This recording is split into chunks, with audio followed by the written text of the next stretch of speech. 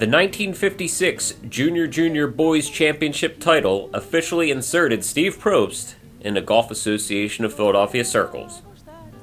The win foreshadowed junior golf stardom and caught the attention of a Gap icon. At 14, I was invited by Woody Platt to play in the Philadelphia Amateur Qualifier at Huntington Valley. And I thought, what the heck is this? I didn't know anything about it. So, here I go. I said, wow, 36 holes. I see what's going on here. Qualify, 32 match play. And I didn't make it. I finished in the dark. I played 36 holes with George Rowbotham. Yeah. And it was quite an experience. And that got my juices flowing for tournament golf. In 1961, Probst qualified for match play in the BMW Philadelphia Amateur Championship on his home course, Manufacturers, where he learned the game from the esteemed Bud Lewis. Beat in match play first round by Tom Conboy. Tom and I became friends after that. It was pouring rain. Pouring. I said, I can't believe they're having this thing. And I lost one down, I remember. But I remember in that first round, I played the first 5 holes like 4 over. And it wasn't raining. And then the heavens opened. And I played the last 13 like 1 under and lost 1 down. But it was a monsoon. A trip to the U.S. Junior Amateur alongside friend and junior golf compatriot Jay Siegel followed. And we went up to Cornell and we roomed together and we both won our first round matches, I remember. And the second round, I'll never forget this. I shot 72 or 3 and lost 1 down. And he comes back and I said, how'd you do? He said, I won. I said, well, you wouldn't want to elaborate, would you? That's the way Jay was back then. And he said, I won 1 up. What'd you shoot? 80. That's match play. He went on to the finals. He lost in the finals. I lost to a guy who was on the tour for a while, Mac McGlendon. I lost 1 down, shot 73. Probst met another friend and fellow rising star in Trip O'Donnell during the 1961 Gap Junior Boys Championship final. He prevailed 4-3 at Plymouth.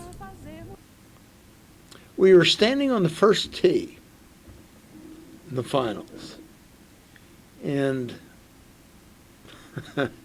nobody around. We looked at each other and said, let's hit it. I said, it's all right with me. Well, Peg Burnett, she was livid. She found out we were out there. She almost brought us back in to start over. But we shouldn't have gone. But we learned. Probst defeated O'Donnell for the 1962 Pennsylvania Golf Association Junior Boys Championship at Lancaster in 19 holes. In 1966, O'Donnell exacted his revenge with a victory over Probst in the BMW Philadelphia Amateur Semifinals at St. David's. Probst also reached the semis in 1963. On the 4th hole at St. David's. It's a short par 4. We both hit it down the fairway, I guess. And the pin was very close to a big bunker right in front of the green. And I hit first, and I hit it on the green, I'm going to say 12, 15 feet past the hole. I mean, the pin was close to the bunker. Well, he fried eggs it right in the bunker. He hold it. I said, That's the way it is. So I remember that vividly. Probst nearly claimed another major in 1966, the Joseph H. Patterson Cup. I was played here in Squires. And I remember walking up the 11th hole here, and a buddy of mine is coming down 12. He said, "How you doing?" And I said at the time, I said, "I'm one over." He said, "You're leading." I said, "Get out of here." He said, "These greens are driving me nuts." Didn't drive me nuts. So it was better than I thought. So just kept plugging away. Probst turned professional at the end of that summer and spent time working at Rydell and Philmont. He still played competitively, advancing through U.S. Open local qualifying in 1972 and 1973. In the latter, the sectional stage yielded a notable playing partner. Tom Watson wasn't Tom Watson yet, but he shot 143.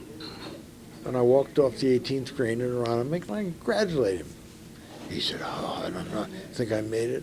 I said, "Tom, you got no idea how hard the courses were you just played if you don't think you made it." A tour try and stints at local clubs occupied Probst's career timeline until 1987, when he landed at Old York Road as an assistant. Probst, in the wake of an invasive brain operation in 2008, continues to enjoy teaching and playing the game of golf. That's one great thing I think about the sport, is that most of the people you meet throughout the country, throughout the world, who play golf, you're going to get paired with three guys on the first tee you never met. I think more than likely they're going to be decent people. I think of all the people I've met playing golf, I would say they're about 5%. I would say, "Nah, I'm not playing with them." The other 95, sure. I'll be 72 in April, and I can still play. And I started when I was 8. So, simple math. If you can play something for 64 years, it's got to be special. For Gap TV, Tony Rudge.